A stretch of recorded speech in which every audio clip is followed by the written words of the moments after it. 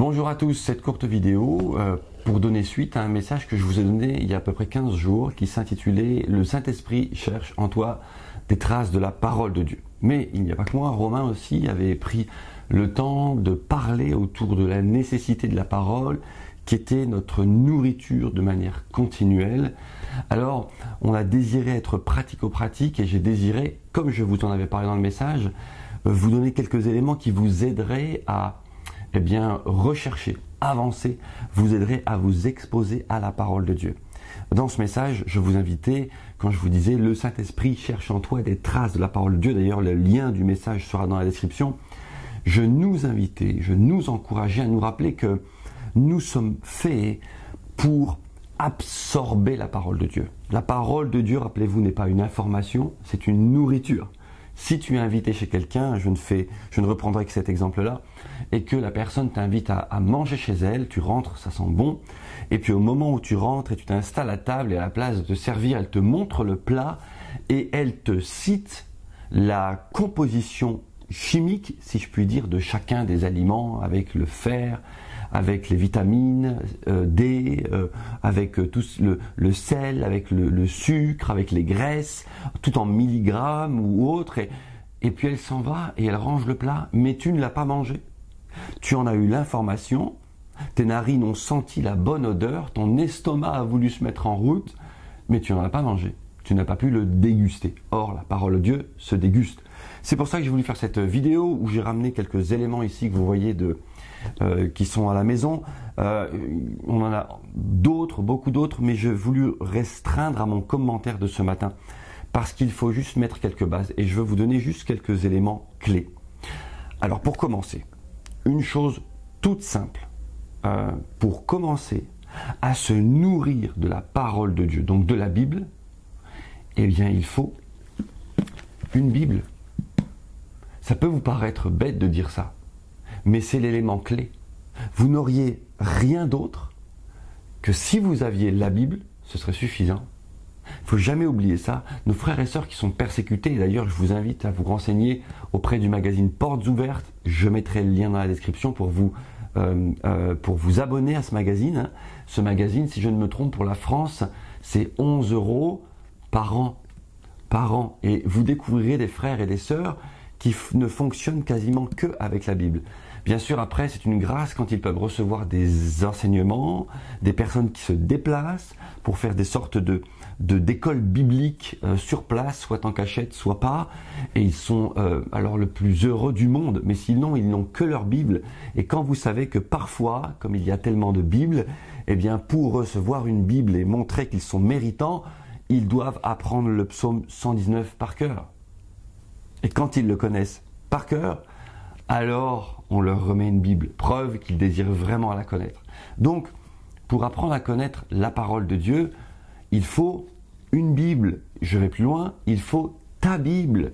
Il faut que tu aies ta propre Bible à toi, que tu vas prendre, que tu vas souligner, stabiloter, que tu vas sur laquelle tu vas passer du temps, que tu vas t'approprier. Alors bon, je vais très rapidement vous présenter quelques éléments de Bible qui pourraient vous intéresser. Ici, on a une Bible en français courant, dite français courant. Je vais rajouter quelques images, n'inquiétez pas, donc ce sera dans le montage.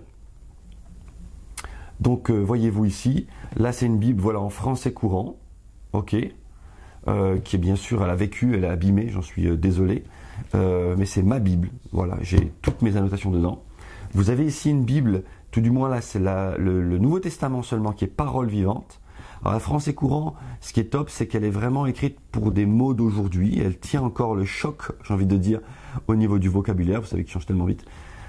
Mais ici, la parole vivante a l'objectif, et c'est écrit dessus, d'être une transcription dynamique du Nouveau Testament. C'est-à-dire que, eh bien, c'est une Bible qui utilisera des mots, plus de mots pour vraiment en donner le sens exact de ce que, entre guillemets ici, le grec avait voulu dire. Donc voyez-vous, ici c'est le Nouveau Testament, mais il existe aussi les psaumes et les livres prophétiques, si je ne me trompe pas, et quelques éléments supplémentaires. Tout ça, vous pouvez le trouver sur le net. Ok, donc je vais repasser à l'autre caméra. Vous avez aussi des bibles d'études. Alors oui, bien sûr, les deux premières Bibles que je vous ai présentées ne sont pas des Bibles dites d'études, parce qu'elles n'ont pas de commentaires directement, ou elles ont un minimum de commentaires avec un petit lexique à la fin et des éléments de comparaison qui vous permettent de vous y retrouver, des fois quelques cartes. Vous avez sinon donc des Bibles d'études. Ici, je vous présente la Summer, par exemple. Ok, la Summer qui, à mon sens, est vraiment une très bonne Bible d'études de par ses notes. Je vais vous remettre aussi quelques images, mais aussi ses notes de section, ce qu'on appelle. Donc, vous avez ici, voilà le type de composition de la Bible Summer, par exemple, et vous vous y retrouvez avec bien sûr toutes les annotations. Vous voyez bien, quand à chaque fois vous avez une lecture, on reprend le chapitre et le verset, par exemple ici, Ésaïe 44:12, avec les notes et les références qu'on appelle les chaînes bibliques ou les détails de traduction. C'est super intéressant. Mais vous avez ici aussi ce qu'on appelle des notes de section qui vous permettent de vous replonger dans le contexte. Dans le prolongement des chapitres précédents, Ésaïe évoque l'œuvre divine de libération à venir à la lumière de l'œuvre accomplie dans le passé et qui a donné naissance à Israël. Voilà, ici c'est un exemple que je vous donne, je viens de vous lire le début, on vous donne une note de section. Donc c'est vraiment intéressant parce que ce genre d'outil-là, vous permet de pouvoir non seulement créer de la chaîne biblique. Alors bien sûr, je détaille pas, mais il y a ce qu'on appelle derrière aussi un lexique plus une concordance détaillée. Donc du coup, on est vraiment sur une Bible qui va vous permettre de manière autonome, sans livre annexe, d'avancer dans la connaissance de la parole de Dieu avec tout ce qui est satellite, étude de texte, le sens des mots, le contexte, par rapport à la culture de l'époque, etc., etc. Très très bonne Bible. Je continue par rapport aux Bibles. Vous avez des Bibles personnelles qui peuvent être comme cette dernière ici, type Louis II standard, nouvelle édition d'après Louis II, toute simple, belle couverture, qui a vécu aussi, c'est celle de mon épouse. Elle a vécu, preuve de son utilisation, bien sûr. Alors, je termine avec les Bibles que maintenant, bon, on a fait un peu le tour, hein, mais vous avez aussi des Bibles type un peu plus dures, Scofield, ce qu'on appelle, avec les commentaires de donc Monsieur Scofield et guide d'études bibliques, avec une présentation un peu différente, bien sûr. Je pourrais vous montrer quelques images si vous le voulez, mais on est sur le même principe en réalité, hein, avec les textes, les chaînes de lecture biblique, les définitions, les lexiques à la fin, les cartes, bien sûr quelques cartes qui sont toujours intéressantes, les dictionnaires bibliques, même, hein, il y en a des petits donc à la fin, avec aussi par exemple des thématiques à sujet. Je vous reprends ici quelque chose qui peut être intéressant pour vous, par exemple. Vous voyez, dans ce genre de Bible-là, vous avez ce qu'on appelle les harmonies des évangiles, et donc vous avez tous les sujets qui sont stipulés ici, voyez-vous, avec à côté de cela les livres, chapitres et versets de tous ces sujets: guérison d'un aveugle-né, Jésus le bon berger, dernier voyage de la Galilée vers Jérusalem. Vous avez toutes ces thématiques qui sont là et qui vous aident à vous guider dans les évangiles. Toutes ces choses-là peuvent être vraiment très intéressantes avec des index de notes, bien sûr. Donc on est ici dans un dictionnaire biblique. Toutes ces choses qui peuvent vous aider à avancer dans la connaissance de la parole de Dieu. Voilà une dernière Bible aussi que je voulais vous présenter, qui est la Bible avec note d'étude Vie Nouvelle, une second 21 cette fois-ci. Belle couverture, une version souple, hein, on n'a pas parlé des versions, mais ça c'est pas la peine c'est à votre choix, hein, rigide ou souple, avec une belle finition des bords de page et une particularité. Donc je vais aussi vous montrer ces images-là, ça peut vous aider, vous, cette particularité, je vais y arriver, qui fait qu'en fait, voyez-vous, par rapport à une Scofield ou une Bible traditionnelle qui est présentée en colonne, la Bible Vie Nouvelle, donc la second 21, est présentée vraiment comme une page, on va dire, je pourrais dire de roman, si on peut dire, une écriture assez grosse, à vrai dire, avec les chapitres et versets à côté. Quand je dis écriture assez grosse, c'est que ça peut être utile, hein, pour certaines personnes. Avec donc, les versets à côté, et vous avez ici, encore une fois, les notes, ici, les notes de chaînes bibliques qui vont vous expliquer, tout du moins, ce que le passage a voulu dire et vers quoi vous pouvez bien vous retourner, vous référencer. Des pages avec des cartes aussi, donc c'est du noir et blanc à l'intérieur, sauf aux extrémités bien sûr, avec des cartes qui vous permettent de vous y retrouver, avec aussi des thématiques. Par exemple, ici on a le livre de Hébreux sous les yeux, et dans le livre des Hébreux, eh bien, ils mettent une zone de section avec une thématique qui explique ici le choix de la maturité. Et nous avons eh bien, ici des comparaisons, par exemple, qui vous aident à étudier choix de la maturité versus choix de l'immaturité. Et donc vous avez toute une trame qui peut vous aider de ce que nous faisons quand nous sommes matures par rapport à ce que nous ne ferions pas quand nous sommes immatures. Ces choses-là, eh bien, vous sont proposées, alors bien sûr toujours avec un lexique à la fin aussi, un référentiel de thématiques. Vous savez, donc ici, voilà, le lexique par exemple, le dictionnaire, etc., etc. Donc, dans ce genre de Bible-là, vous pouvez aller très loin et vous pouvez vous y retrouver et avancer personnellement, rien qu'avec une Bible. Mais je le répète, rien qu'avec une simple Bible, vous pouvez aussi avancer avec beaucoup d'éclaircies. Je vous encourage. Pourquoi? Parce que quand on a une simple Bible, on développe un réflexe qui est celui de faire confiance au Saint-Esprit et d'écouter le Saint-Esprit. Alors, bien sûr, ces Bibles d'études sont géniales parce que quand on commence à étudier, à avoir soif de la parole de Dieu, on a ce goût, cette envie de se plonger dedans. Alors, on a besoin de ces chaînes bibliques. Mais voilà, je suis du parti d'avoir des Bibles d'études, de se plonger dedans quand on veut aller plus loin dans une thématique, mais de tout le temps avoir sa Bible régulièrement, quotidiennement, feuilletant. Vous avez vu que mes Bibles d'études ne sont pas surlignées de la même manière. C'est ma Bible ou mes deux Bibles ici qui sont surlignées, dans lesquelles je passe le plus de temps. Ok. Pour les lectures de tous les jours, je voulais vous laisser aussi quelques conseils. Comme ça, vous avez une vidéo bien complète. Vous passez les passages, si vous voulez ne pas regarder ça. Eh bien, vous avez des livres comme celui-ci, par exemple, que je mets à l'écran. Le guide personnel des promesses de Dieu. Le guide personnel des promesses de Dieu, qui vous permet eh bien, de vous plonger. Je vais reprendre aussi, si vous voulez, quelques images, de vous plonger dans la liste des promesses que Dieu a pour vous. Je commence par ce livre. Alors ici, par exemple, voilà, vous voyez bien à l'écran, je crois. Vous voyez donc ici, voilà un petit net, la manière dont c'est classé. Par exemple, les promesses de Dieu pour vos besoins personnels. Et à gauche, c'était vos besoins spirituels, voyez-vous. Et là, ils indiquent que c'est de la page 62 à 104. Avez-vous des doutes et des craintes? Est-ce difficile de garder votre vie pure? Avez-vous besoin de la paix? Et toutes ces thématiques sont traitées de la page 62 à 104. Et quand vous allez dans ces pages, donc du coup, eh bien, on vous renvoie vers eh bien, les textes bibliques qui correspondent à ces références. Donc c'est vraiment un petit livre bien fait qui avait été une première fois édité, ok, ici on le voit, et qui a été réédité avec cette couverture. Donc du coup, vous avez aussi un autre ouvrage que je voulais vous montrer qui s'appelle Un moment avec Jésus. Voilà, je crois qu'on le voit bien à l'écran, Un moment avec Jésus, qui vous permet tous les jours eh bien, de prendre un temps court avec Dieu, texte plus référence biblique thématique. C'est un peu une trame différente, hein. Ce sont des études différentes qu'on trouve aussi dans les calendriers que vous connaissez bien, qui sont proposés chaque année. Et vous avez aussi, par exemple, dernière chose, bien sûr, je ne vous parle pas de tous les types d'applications sur smartphone qui existent, on est d'accord, qui vous permettent aussi de lire tous les jours quelque chose. Mais désolé pour ceux qui sont geeks, je suis quelqu'un assez connecté et j'aime la technologie dans le sens, j'aime m'en servir, mais il n'empêche que dès qu'il s'agit d'étudier la parole de Dieu, pour moi, il n'y a rien de tel que le papier. Vous avez ici, bien sûr, la parole du jour, hein, donc ici, c'est une ancienne version, hein, qui vous permet, là aussi, d'avoir une étude un peu plus développée chaque jour.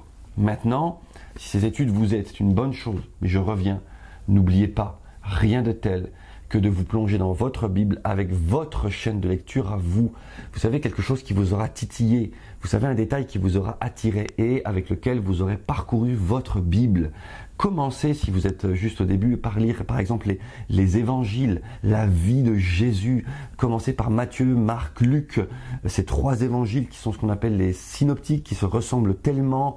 Et donc, Jean est un petit peu à part, mais mangez de ces évangiles, et regardez ce qui se passe dans les actes. Vous apprendrez à connaître Jésus. Ok, on avance simplement, rapidement, le principal ayant été dit. Je vous présente aussi des livres qui peuvent vous aider si vous désirez avoir une vue plus globale de la Bible et même peut-être préparer des enseignements. Vous avez la Bible à grands traits que je vous conseille fortement. Je vous remettrai le lien aussi pareil si je retrouve là où il est édité. Analyse de chaque livre. En fait, c'est un livre dans lequel vous avez ici la vue du livre de Jonas, donc dans le livre La Bible à grands traits. Okay. Et donc ici, par exemple, vous avez toute une partie qui dit « Comment Dieu peut-il bénir les méchants ?» Et là, vous avez cette interrogation qui se déroule. Le prophète qui est différent, donc c'est toujours par rapport au livre complet. Qu'en est-il de la baleine, Ninive ici, donc avec un texte explicatif. Et quand vous regardez ensuite, vous avez Jonas, les grandes lignes. Et donc vous avez donc 4 grandes parties dans le livre de Jonas. Vous avez aussi le message de base qui vous est proposé dans le livre de Jonas, donc en résumé. Vous avez aussi les applications pour votre vie de tous les jours concernant le livre de Jonas. Et vous avez enfin les thèmes clés. Et à chaque fois, ces rubriques sont reprises pour tous les livres. Voyez-vous, ici on passait à Michée. Donc à chaque fois, l'introduction que vous avez vue au dos de cette page, les grandes lignes, le message, les applications pour ma vie d'aujourd'hui et les thèmes clés. Et donc, ce type de livre vous permet de pouvoir avoir une vue d'ensemble sur toute la Bible et sur les livres resserrés. Donc si vous êtes moniteur de Pôle Enfance, si vous préparez des messages bibliques de temps en temps, et si vous devez développer des thématiques, même pour des études bibliques dans lesquelles vous êtes en train de travailler, un cursus que vous êtes en train, d'ailleurs c'est au travers d'un cursus que j'ai découvert ce livre, le CFM, que je vous conseille d'ailleurs, Centre de formation au ministère à Moucron. Alors, quand cette vidéo est tournée, on est encore en confinement, l'église n'a pas pu, je pense, réouvrir, mais vous pouvez les contacter déjà. Eh bien, rapprochez-vous d'eux. C'est un très très bon parcours sur 2 ans, il me semble. Et donc, c'est au travers de ce parcours que je n'ai pas fait. En fait, j'ai été intervenant et on m'avait conseillé ce livre. Très bon livre. Deuxième livre que je vous conseille aussi, là je parle des livres qui sont un tout en eux-mêmes, c'est Commentaires bibliques du chercheur. Ici, c'est sur le Nouveau Testament. Et vous allez voir en fait que ce livre a une particularité. Je vais vous le montrer aussi en image. Comme ça, vous avez l'ensemble des notes et des images. Donc là, je vous le montre de suite. Voilà, on y est. Commentaires bibliques du chercheur. Ici, c'est le Nouveau Testament. Il existe aussi des tas d'autres livres pour l'Ancien Testament. La particularité, c'est qu'en fait, ce livre est composé de la manière suivante. C'est qu'en fait, chaque chapitre et verset sont pris, réécrits et commentés. C'est-à-dire que si vous lisez par exemple Jean 18, verset 20, vous avez un doute dans votre Bible sur Jean 18, verset 20, vous ne comprenez pas quelque chose, vous allez ici et il vous dit ce qui se passe dans Jean 18, verset 20 et 21. Jésus répliqua qu'il n'appartenait pas à quelque secte ou organisation secrète. Il est vrai, un cercle de disciples plus intime, mais la nature de sa doctrine n'avait rien de secret. En effet, il avait parlé ouvertement et dans les lieux publics, dans la synagogue et dans le temple. Et là, on vous décrit le contexte, l'explication des mots que Jésus a utilisés. Alors, on arrive tout de suite ensuite, alors qu'on vient de faire Jean 18, 20, 21, hop, on repasse à 18, 20, 24, etc., etc. Et toute la Bible est décortiquée, pardon, tout le Nouveau Testament est décortiqué comme ça, de cette manière-là, et vous pouvez donc retrouver quasiment chapitre et surtout verset par verset dans ce livre qui s'appelle Commentaires bibliques du chercheur. Donc si vous êtes un chercheur, eh bien ce commentaire est pour vous. Alors bien sûr, j'ai voulu aussi parler du dictionnaire biblique, celui-ci tout du moins, pour tous, parce qu'il est abordable au niveau tarif, bien sûr. Je n'ai pas les tarifs, parce que les tarifs ont évolué, ont bougé. Je ne vous ai pas donné les tarifs de chacun des livres, mais celui-ci est abordable. Vous savez combien une encyclopédie ou un dictionnaire biblique peut être assez élevé en termes de tarifs. eh bien celui-ci est abordable. J'espère que le prix n'a pas trop évolué. Et de surcroît, dictionnaire biblique pour tous, il est abordable aussi dans le sens où les définitions qui sont données eh bien, sont claires, courtes, pertinentes et suffisantes pour vous donner une vue globale des définitions de mots dont vous avez besoin. Donc, effectivement, vous n'aurez peut-être pas tous les détails d'une encyclopédie, c'est sûr. Je veux dire, c'est bien sûr, c'est certain. Mais vous aurez vraiment l'essentiel qui, du coup, pour un prix abordable, vous permettrait, vous avez votre Bible, vous avez votre dictionnaire biblique, vous permettrait d'avancer concrètement tous les jours et dans des études plus profondes même de la parole de Dieu. Et j'en termine avec, je vais parler d'encyclopédie, donc je ne pouvais pas en parler sans vous en montrer au moins une que j'apprécie, qui est l'encyclopédie des difficultés bibliques. On revient ici à Monsieur Kuhn, ou Kuen, ça dépend comment on veut prononcer cela. Je le rappelle ici en la montrant, qui a donc transcrit la parole vivante. Ok, vraiment, je vous la conseille. Vraiment, je vous la conseille. Eh bien, c'est lui aussi qui, avec des tas d'autres livres, a écrit cette encyclopédie des difficultés bibliques. Vous avez toute la Bible en difficultés bibliques. Je vais encore une fois vous prendre des images ici, comme ça vous verrez bien. On est cohérent dans le montage. Vous avez donc l'encyclopédie des difficultés bibliques. Vous avez le volume 1, 2, 3, 4, 5, 6, 7, 8. Pentateuque, livre historique, livre prophétique, livre poétique, puis livre prophétique, évangile et actes, épître de Paul, épître générale et apocalypse. Voyez-vous, donc ici, je vous montre les difficultés bibliques, évangile et actes. Les difficultés bibliques, vous avez le deuxième tome de la lettre de Paul, et vous avez ici, livre historique Josué à Samuel 2a, livre historique Roi à Esther 2b. C'est des exemples de classification que je vous montre. Et donc, ce qui est intéressant, c'est donc que vous pouvez, un peu comme on va dire le commentaire du chercheur, vous pouvez donc retrouver ici un passage très précis, quasiment verset par verset, Luc 1, 27, Luc 1, 28, Luc 1, 29, Luc 1, 34. Donc là, on a un léger saut que bien l'auteur a voulu faire, et vous retrouverez bien sûr les définitions de tout ce dont vous avez besoin, qui vous aide plus qu'une chaîne biblique, qui vous aide donc à retrouver, à resituer le contexte et à comprendre, puisque ça entoure la notion de difficulté biblique, à comprendre les textes bibliques. Alors bien sûr, c'est tout de suite plus gros qu'un dictionnaire biblique, ou que bien même un commentaire du chercheur qui ferait tout le Nouveau Testament à lui seul. Et bien sûr, vous vous en doutez, plus cher aussi en tarif. Mais si vous avez un budget, un cadeau précieux à offrir, ça vaut vraiment le coup. Voilà, on arrive à la fin de cette vidéo. J'avais promis de vous communiquer les détails de comment vous pouviez vous plonger dans la parole de Dieu. Il n'empêche que je termine en répétant la chose suivante. Juste une Bible. Votre Bible. Pas une Bible impersonnelle. Votre Bible. Que vous maniez, que vous usez, que vous lisez, sur laquelle vous stabilisez, vous écrivez, chacun sa méthode. Je vous fais part de la mienne. Sur laquelle peut-être même vous pleurez. Peut-être une Bible que vous aurez presque perdue, ça c'est un bon signe. Et qu'au moment où vous la trouvez plus parce que vous l'avez oubliée par mégarde quelque part, vous en avez peur. Tellement vous dites non, c'est pas possible, j'ai perdu ma Bible. Il faut que je retrouve ma Bible, celle avec laquelle j'ai tissé un lien. Je vous laisse cette vidéo, je vous mets en lien dans la description, tout du moins un max de liens, j'espère que ça vous aidera. Et je vous encourage à lire votre Bible, la parole de Dieu, à vous laisser inspirer par cet esprit, parce que n'oubliez pas, tout passera. Tout passera. Les philosophes, les hommes les plus intelligents, les nouvelles mœurs, les nouvelles modes, tout passera. Les idées les plus brillantes que les hommes ont eues sur terre passeront. Mais une chose demeure, la parole de Dieu. Que Dieu vous bénisse.